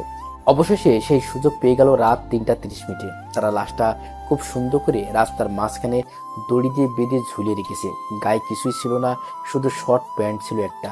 তারপর রাজুরা সবাই চলে যায়। তবে লাশের গায়ে একটা কাগজে লেখা আছে আর, যাতে মানুষ বুঝতে পারে এটা আর গ্রুপের কাজ। রাজুরা সবাই চলে যায় সেখান থেকে। তাদেরকে কেউ দেখে না, সিসি ক্যামেরা লাগানো ছিল, কিন্তু তাদেরকে চেনার কোনো উপায় নেই। সবার গায়ে কালো প্যান্ট, শার্ট, জুতা ছিল, মুখ কালো কাপড় দিয়ে ঢাকা ছিল। পরদিন সকালবেলা রবিনের ফোনে কল আসার কারণে তার ঘুম ভেঙে যায়। মোবাইলটা হাতে নিয়ে দেখে রাজুর কল, তাই কলটার সাথে সাথে রিসিভ করলো রবিন। কল রিসিভ করার পরে রাজুকে রবিন বলল, কি রে, কি জন্য এই সকাল সকাল কল দিছিস? ভাই কষ্ট করে একটু টিভিতে খবরটা দেখেন, তাহলে বুঝতে পারবেন সবকিছু। ওকে, আমি দেখতেছি তাহলে। তারপর শোয়া থেকে উঠে ফ্রেশ হয়ে নিচে বসার রুমে চলে আসে রবিন। রবিনকে এই সময়ে রুমি দেখে বলে, কি ব্যাপার, তুমি এই সময়ে কেন উঠলে? তোমার তো এই সময় ওঠার কথা না। কিছু লাগবে নাকি তোমার? না, কিছু লাগবে না, আমি এসেছি একটা খবর দেখতে, খুব জরুরি একটা খবর দেখা লাগবে। ও ঠিক আছে, তাহলে দেখো। আর নীরব কি করতেছে? ঘুমিয়ে আছে নাকি? দেখলাম তো ঘুমিয়ে আসো, তাই আর জাগে তুলি না। এখন তো মাত্র 7:15 বাজে, বাচ্চা মানুষ, আরো পরে উঠলে কোনো সমস্যা নেই। তা ঠিক বলেছ। আচ্ছা তোমাকে কি চা দেবো এখন? দিলে তো খুব ভালো হয়। এই বলে রুমে চলে যায় চা আনার জন্য। আর রবিন টিভিটা অন করে সোফায় বসে পড়ে। তারপরে একটা খবর চ্যানেলে যায় রবিন। সেখানে দেখতে পায় জাফর ইকবালের মরদেহ দেখাইতেছে। লাশটা দড়ি দিয়ে বেঁধে রেখেছে এবং ঝুলে আছে এখনো। পুলিশ অফিসার আরো অনেক পুলিশ এসেছে। হাজার হাজার মানুষ ভিড় করে আছে লাশ দেখার জন্য। সাংবাদিক পুলিশকে অনেক কিছু জিজ্ঞেস করতেছে, কিন্তু পুলিশের কাছে কোনো উত্তর নেই। অনেকক্ষণ পর লাশটা নামানো হয়। তারপর লাশটা পুলিশ সাথে করে নিয়ে যায় থানায়। কেউ কিছুই বলতে পারতেছে না কে বা কারা এই কাজ করেছে। রবিন এসব দেখে একটা মুচকি হাসি দেয়। রুমি চা নিয়ে আসে, এসে দেখে রবিন মুচকি মুচকি হাসতেছে। তখন রুমি রবিনকে বলে, কি হয়েছে, এভাবে মুসকি মুসকি হাসতেছো কেন? আজকে নিউজ দেখিছো, জাফর ইকবালের খুন হয়েছে। কিভাবে খুন হয়েছে, কি করেছে কিছুই বলতে পারে না। পুলিশ আর জাফর ইকবাল হলো রাজ্জাক সাহেবের লোক। আমার জানা মতে ওরা খুব খারাপ লোক ছিল, আর সেই কারণে মনে হয় কেউ এভাবে ওকে মেরে ফেলেছে। বুঝলাম, কিন্তু তুমিও একটু সাবধানে চলাচল করবে এখন থেকে। বলা তো যায় না কখন কি হয়ে যায়। আর এই নাও তোমার চা। রুমি রুবিনকে একটা চা দিয়ে রবিনের পাশে বসে পড়ে। রবিন চা খেতে খেতে রুমিকে বলে, ভাবছিলাম বাবার এই এমপির ক্ষমতা আমার হাত থেকে চলে যাওয়ার পরে সামনে তো রাজনৈতিক ভিতরে যাব না, এমপি হওয়ার জন্য দাঁড়াবো না, কিন্তু এখন মনে হচ্ছে দাঁড়াতে হবে। তা না হলে কিছু মানুষরূপী জানোয়ারদের দেশটাতে শেষ করে দিবে। মানুষ তাদের জন্য শান্তিমতো এলাকায় থাকতে পারবে না। আমারও মনে হয় রাজনৈতিক করা ঠিক না, কিন্তু মানুষের মুখের দিকে তাকিয়ে তোমার দাঁড়ানো উচিত। হয়তো তোমার অনেক কষ্ট হয়ে যাবে, কিন্তু অনেক মানুষ তোমার কষ্টের উছিলায় সুখী থাকতে পারবে। সেই কারণেই তো মনে হয় ভাইয়ার কথাটা রাখতে পারবো না আমি। ঠিক বলেছ। আচ্ছা, দরকার হলে আমরা আর ওই বাসায় যাব না, মাঝে মাঝে যে বাড়িটা পরিষ্কার করে আসবো। বাবার নিজের তৈরি করা বাড়ি যদি এভাবে ফেলে রাখি তাহলে তো হয় না। ঠিক আছে, তাই হবে। আচ্ছা, অনেক কথা হয়েছে, এখন তুমি নাস্তা রেডি করো, আমি নীরবকে নিয়ে আসতেছি। রুমি ঠিক আছে বলে চলে যায় নাস্তা রেডি করার জন্য, আর রবিন চলে যায় তাদের রুমে, যে দেখে নীরব ঘুমিয়ে আছে। তাই রবিন খুব যত্ন সহকারে নীরবকে ঘুম থেকে জাগিয়ে নেয়। তারপর রবিন তার নিজের হাতে নীরবকে মুখ ধুয়ে দেয়। নীরবকে কোলে তুলে নেয় রবিন। চলে আসে নিচে, এসে দেখে রুমি সবকিছু রেডি করে চেয়ারে বসে আছে। রবিন যাওয়ার পরে রুমি রবিনকে বলে, এসেছো? আচ্ছা বসো, তোমার আবার লেট হয়ে যাবে অফিসে যেতে। এখন অফিসে যাব না, একটু থানা থেকে ঘুরে আসবো, তারপর অফিসে যাব। এভাবে আরো কিছু কথা বলে খাওয়া দাওয়া শেষ করে নেয় সবাই। তারপর রবিন রেডি হয়ে চলে যায় থানায়। সেখানে যাওয়ার পরে পুলিশ অফিসার রবিনকে দেখে বলে, আরে আপনি আসেন, বসেন। কোনো দরকার নাকি এই সময়ে আসলেন? কোনো দরকার না, এমনি জানতে আসলাম জাফর ইকবাল যে মারা গেছে ওটার কোনো কিছু জানতে পারছেন কিনা। না, কিছু জানতে পারিনি, তবে আমাদের ধারণা এটার ভিতর মনে হয় কোনো বড় রহস্য আছে, না হলে কেউ কি কাউকে এভাবে মারে নাকি? আপনারা কিছু জানতে পারবেন না, আপনারা করেনটা কি আমি বুঝি না। সরকার আপনাদেরকে কেন টাকা দেয়? এভাবে বলবেন না, আমি জানি আপনি কেন এই কথাটা বলছেন, কারণ আপনার পরিবারের খুনিকে এখনো আমরা খুঁজে বের করতে পারিনি, তবে আমরা চেষ্টা করে যেতেছি তাদেরকে খুঁজে বের করার জন্য। পুলিশের এই কথা শুনে রবিন কিছু সময় হাসলো হু হু করে। তারপর রবিন চোখ মুখ গরম করে চিৎকার করে বলে ওঠে, আপনাদের আর কিছু করতে হবে না, যা করার আমি করে নিব। এই কথা বলে রবিন পুলিশকে আর কোনো কিছু না বলতে দিয়ে বের হয়ে যায় থানা থেকে। তারপর চলে যায় তার অফিসে, সেখানে যেয়ে কাজ করতে থাকে। কাজ করতে করতে দুপুর হয়ে যায়, তাই রবিন বাসায় চলে আসে। বাসায় আসার পরে সবার সাথে খাওয়া দাওয়া করে নেয়। তারপর আবার রুমির কাছে বলে চলে যায় অফিসে। যাওয়ার সময় গাড়িতে বসে রাজুর কাছে কল দেয় রবিন। রাজু কল ধরার পরে রবিনকে বলে, বলেন ভাই, কোনো দরকার নাকি? আজকে পুলিশ অফিসারকে তুলে নিয়ে যা তোরা, তবে খুব সাবধানে কাজ করবি। তারপর তাকে কিছু জিজ্ঞেস করে মেরে দিস। আজ রাতের মধ্যে কাজ হয়ে যাবে, আপনি কোনো চিন্তা করবেন না। রাজুর সাথে আরো কিছু কথা বলে চলে যায় রবিন তার অফিসে। সব কাজ শেষ করে রবিন তার বাড়িতে চলে আসে সন্ধ্যার দিকে। অন্যদিকে রাজুরা সবাই মিলে পুলিশ অফিসারকে তুলে নিয়ে যায় রাস্তা থেকে। পুলিশ অফিসার তার বাড়িতে যাওয়ার পথে এমন হয়েছে। পুলিশ অফিসারকে সেই গোডাউন নিয়ে রাজু তাকে কিছু কথা জিজ্ঞেস করে। পুলিশ অফিসার ভয়ে ভয়ে বলে দেয় সবকিছু। আর যা বলে এটা শুনে তো রাজু তার নিজের কানকে বিশ্বাস করতে পারতেছে না। তাই রাজু পুলিশ অফিসারকে না মেরে সাথে সাথে রবিনকে কল দেয়। রবিন রাজুর কল পেয়ে রিসিভ করার পরে রাজু বলে ওঠে, ভাই আপনি একটু তাড়াতাড়ি গোডাউনে চলে আসেন। আসতেছি, কিন্তু কেন? সেটা না হয় আপনি আপনার নিজের কানে পুলিশ অফিসারের কাছে থেকেই শুনবেন। ওকে, তাহলে আমি আসতেছি এখনই, তোরা ওর খেয়াল রাখতে থাক। রবিন কল কেটে চলে যায় গোডাউনে। আসার সময় রুমির কাছে বলে এসেছে তার একটা জরুরি কাজ আছে। গোডাউনে যাওয়ার পরে রাজু তাকে পুলিশ অফিসারের কাছে নিয়ে যায়। আর পুলিশ অফিসার রবিনের সামনে আবার সবকিছু বললে। সব শুনে তো রবিনের চোখ মুখ লাল হয়ে যায়। তার মনে হচ্ছে তার চোখ দিয়ে আগুন বের হবে।